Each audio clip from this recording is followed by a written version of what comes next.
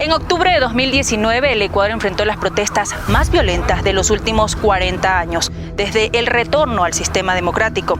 El vandalismo disfrazado de protesta y grupos políticos claramente identificados provocaron destrucción en bienes públicos y privados, bloqueo de vías, saqueos y más daños en su afán de dar un golpe de Estado.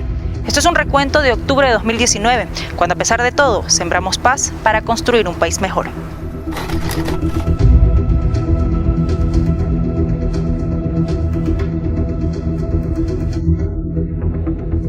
El 1 de octubre de 2019, el Gobierno Nacional anunció la eliminación del subsidio a los combustibles, una medida cuyo objetivo principal era combatir el delito del contrabando de derivados del petróleo y que fue manipulado para agitar un estallido social.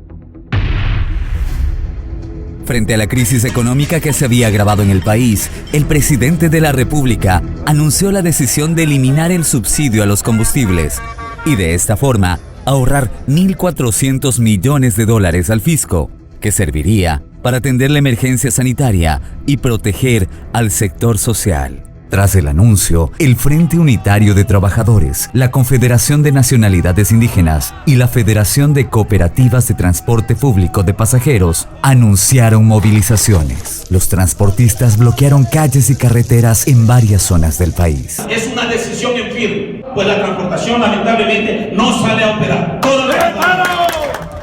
Con el fin de precautelar la seguridad ciudadana y evitar más caos, el Ejecutivo decretó estado de excepción. El 5 de octubre, los transportistas decidieron abandonar la paralización, pero las protestas continuaron, encabezadas por la CONAIE y grupos opositores al gobierno que se infiltraron en las manifestaciones. Tras la escalada de violencia que sufría Ecuador, el presidente Lenín Moreno decidió trasladar la sede del gobierno a Guayaquil. Paralizaciones en las vías y grupos indígenas engañados por dirigentes inescrupulosos empezaron a causar estragos, escasez de alimentos, gas y otros insumos de primera necesidad en las principales ciudades del país. Lo que inició como una manifestación social legítima se iba configurando en un intento de golpe de Estado. La ciudadanía miraba con asombro y temor a través de sus pantallas la destrucción que sufría el país. Durante 12 días se registraron ataques contra edificios de instituciones públicas y en contra de los centros históricos de Quito y Cuenca. Los edificios e inmediaciones aledañas a la Asamblea Nacional y a la Contraloría General del Estado fueron los más afectados en la capital. Nunca antes paralizaciones o marchas habían tenido objetivos tan claros. El incendio que sufrió la Contraloría tuvo un trasfondo: paralizar el trabajo de dicha entidad en contra de la corrupción.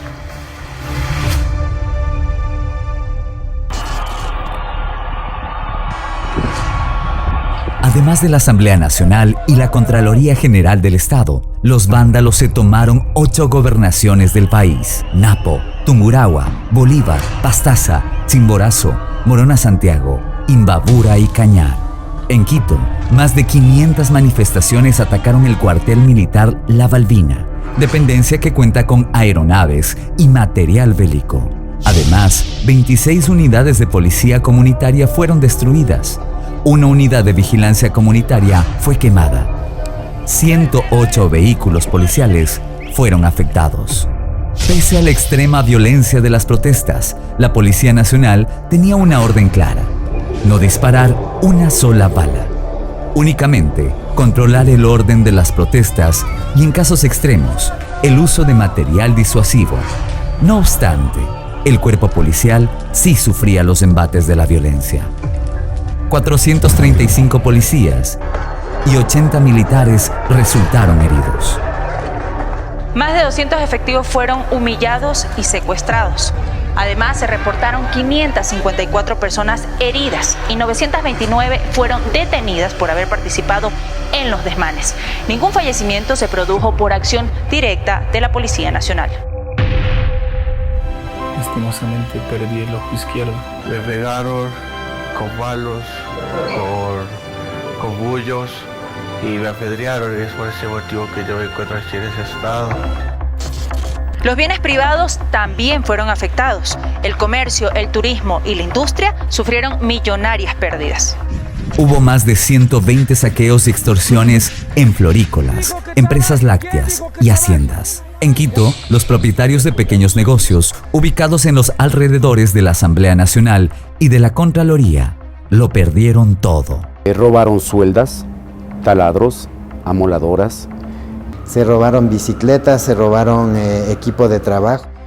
En Guayaquil también se registraron agresiones a trabajadores, saqueos en almacenes comerciales y robos en gasolineras, farmacias, tiendas, cafeterías y otros negocios.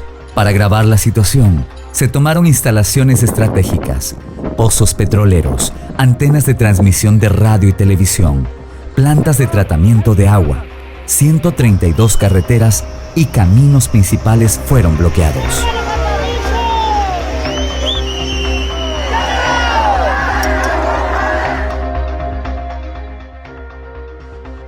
Paralelamente, en redes sociales, el gobierno enfrentaba una guerra en contra de la desinformación. Circularon más de 20.000 noticias falsas, buscando generar ira y miedo entre la ciudadanía. La prensa también fue afectada.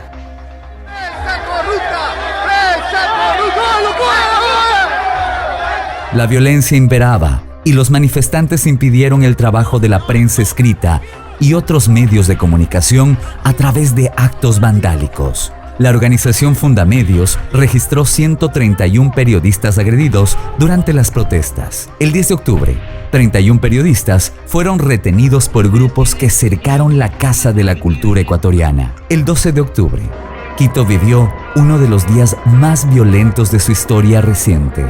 97 puntos de conflicto simultáneos. La Contraloría General del Estado ardía en llamas.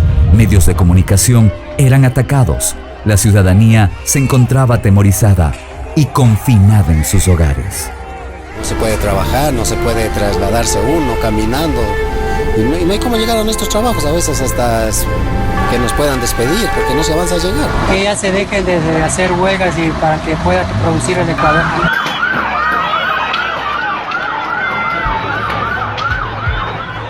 Según el Banco Central, las pérdidas por las protestas en octubre de 2019 ascendieron a 821 millones de dólares. El comercio y otros sectores productivos tuvieron que detenerse.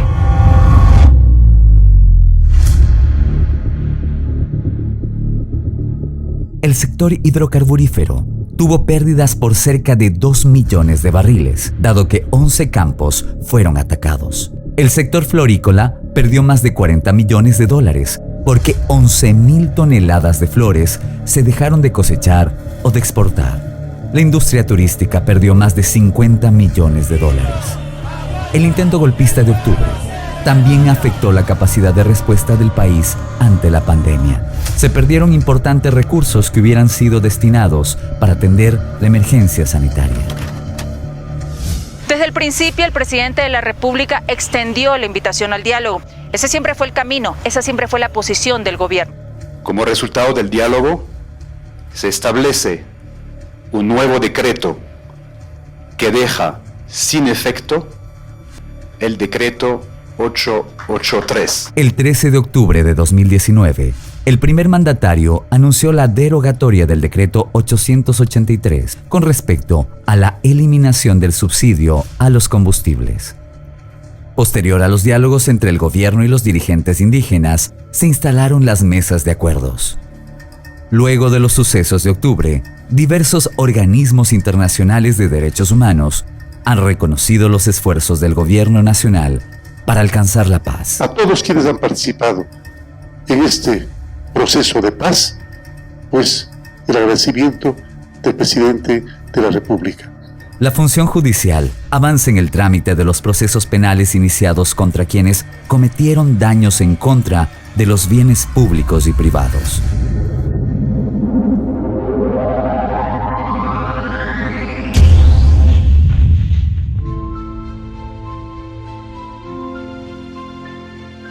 Después de un año de este suceso, el Ecuador se levanta. Hoy nos enfocamos en superar el impacto económico del COVID-19, juntos, como un solo puño, como una sola fuerza, con la mirada fija en no perder un minuto en nada que no sea trabajo y esfuerzo. En octubre del 2019 hubo que ceder para ganar. El diálogo es la mejor respuesta. Lo fue desde el primer día de este gobierno. Gracias al diálogo sembramos paz y construimos un país mejor.